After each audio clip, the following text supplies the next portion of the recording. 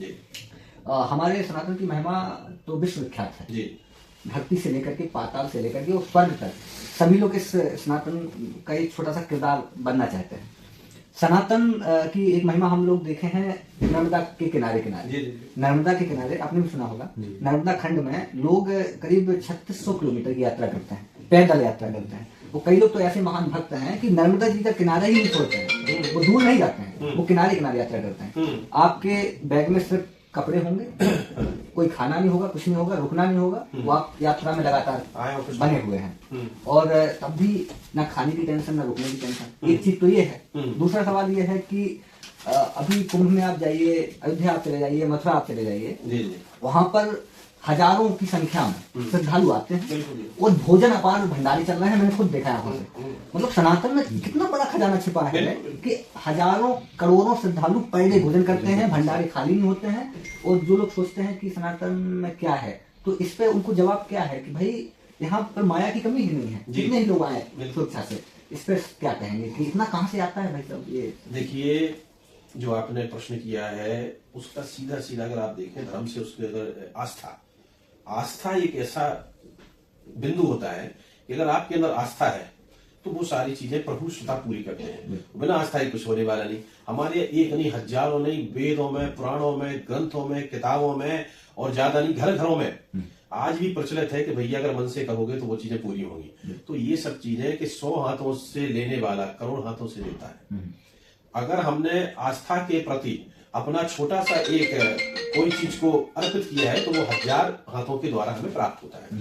तो ऐसे ही खाद्यान्न में होता है कि जब भी भंडारा शुरू होता है, आपने देखा होगा व्यवस्था एक छोटी सी होती है, ठीक है, शुरुआत तो हो जाती है। तो उस समय जब वो शुरुआत होती है तो ताकत लगाना पड़ती है, लेकिन जब वो चल पड़ती है, ट्रेन इतनी भारी होती है कि उसको अगर एक पूरा इंजन खींचे तो बहुत बड़ी हॉर्स पावर की शक्ति लगती है, लेकिन चलने के बाद स्पीड पकड़ने में देर नहीं लगती, वो चलता चला जाता है। तो शुरुआत होने के बाद प्रभु स्वयं उसको अपना रूप में लेकर के उसको पूर्ण कराते हैं, जिसमें उनके रूप ऐसा देखिए, अभी भी बहुत बड़ी बात है कि प्रभु स्वयं न आकर के हजारों अंश, ईश्वर अंश जीव अविनाशी, ईश्वर का अंश ही जीव होता है, उसके द्वारा कि थोड़ी देर में विजय विक्रम जी आ गए, अमित आ गए, कोई आ गए, उन्होंने अपना अपना पार्टिसिपेट शुरू कर देते हैं और वो बढ़ता चला जाता है, जिसका कभी अंत नहीं होता है।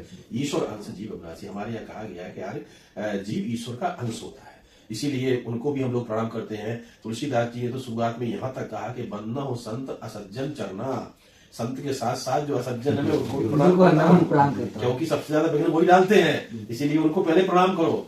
अच्छा, उनमें एक रूप तो है ईश्वर का, तो वो सब चीजें हमारे यहाँ थी। यार ये तो ऐसा विषय है कि इस पे अगर शास्त्रार्थ हो तो घंटों और कई दिनों तक चले, तब जाके पूर्ण होगा। क्योंकि हम भाई साहब एक राजनीतिक पार्टी से जुड़े हैं और अगर राजनीति का एक सवाल ना हो तो कहीं ना कहीं बेईमानी हो जाएगी। एक अंतिम सवाल भाई साहब लेंगे राजनीति से, क्योंकि जनसत्ता दल भाई साहब अभी महासचिव और पूरा पार्टी का बहुत बड़ा स्नेह भी है भाई साहब के ऊपर। भाई साहब भी बहुत बड़ा पार्टी को बढ़ाने के लिए लगातार कोशिश कर रहे हैं।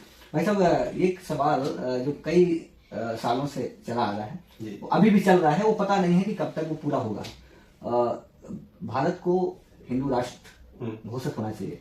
कई संत इस पर यात्रा भी निकाल रहे हैं। बाबा बागेश्वर भी लगातार बुंदेलखंड को भर दिए, वहां से लेकर के और ओरछा तक, बागेश्वर धाम से ओरछा तक आप भी उसमें शामिल हुए, महाराज राजा भैया जी भी शामिल हुए। तो आप क्या इसमें रखते हैं कि पार्टियों को सबको मिल करके इस पर क्या करना चाहिए कि हिंदू राष्ट्र बने, और बनने से क्या हिंदू राष्ट्र से हम लोग भारत सशक्त क्या कितना मजबूत हो पाएगा? देखिए, जहां तक राष्ट्र की सवाल है, जहां तक धर्म की सवाल है, पार्टियों को तो यहाँ पर जो राजनीति है वो इतनी गंदी है कि जिसकी व्याख्या करना मुश्किल ही नहीं, नामुमकिन है।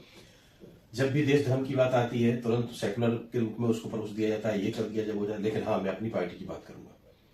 हमारे राष्ट्रीय अध्यक्ष कुंवर रघुराज प्रताप सिंह राजा भैया, जिन पे आने वाले समय में, मैं आज ये बात नोट कर लेना, ब्रजेश सिंह के वक्तव्य में आने वाले समय में लोग पीएचडी करेंगे उनके ऊपर। क्या बात है?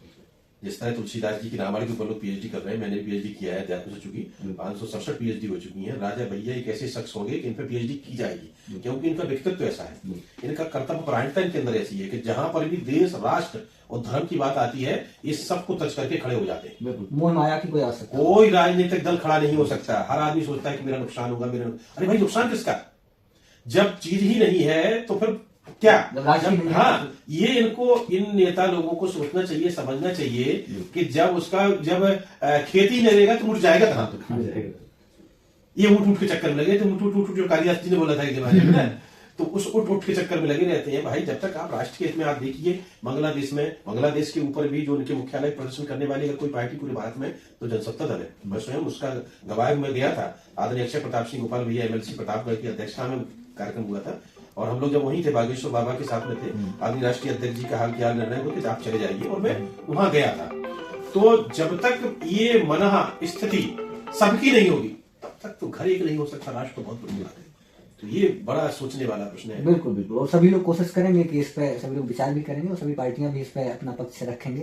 भाई साहब, इसमें बहुत बड़ी बात मैं आपको बताना चाहता हूं, जो मेरा अपना खुद का है कि देखिए, जब परिवार दो हो जाए, छोटा बड़ा होने लगे, तो वहां पर एक निर्णय हमें ये लेना चाहिए कि उनको भी हम अपने मूलता में दोबारा एक्सेप्ट करके उनको रख लें। मार सकते नहीं, भगा सकते नहीं, तो उनको कहीं ना कहीं अपनी मूलधारा में प्रभावित करने का प्रयास करें, तब जाकर के ये चीज आसानी से हो जाएगी। बिल्कुल भाई साहब, बहुत बहुत धन्यवाद, आपने समय दिया, और आपको पुनः 9 वर्ष की बहुत बधाई, आपको भी, आपके सारे परिवार को, जितने लोग देख रहे हैं सुन रहे हैं, सबको बहुत बहुत शुभकामनाएं। बहुत धन्यवाद। जय हिंद, वंदे मातरम, महात्मा गांधी।